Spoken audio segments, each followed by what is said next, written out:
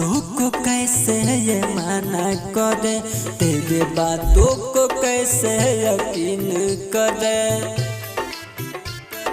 तेरे बातों को कैसे ये माना करे, तेरे बातों को कैसे यकीन करे। जो तूने किया दिल पे, तेरा दिल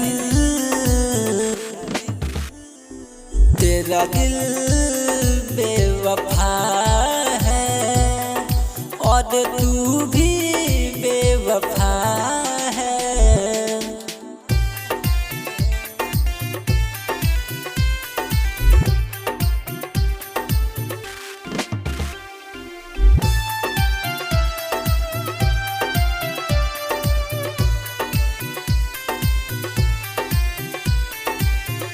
रातों में जैसे जसन ये किए, तेरी बातों को हमको खबर हो गए। रातों में जैसे जसन ये किए, तेरे बातों को हमको खबर हो गए। बिना कपड़ों के तूने मुझे दिखने लगे, तेरा दिल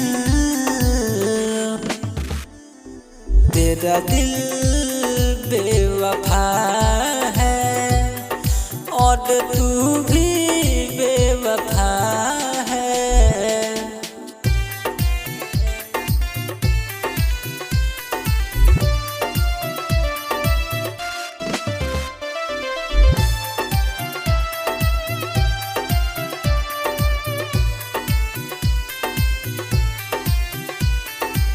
मोहब्बत किया है सतेंद्र ने, यह आदत है कितनों के अंदर में।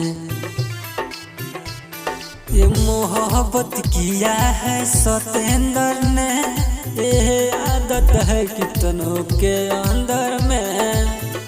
किसी और के बाहों में सोने लगे, तेरा दिल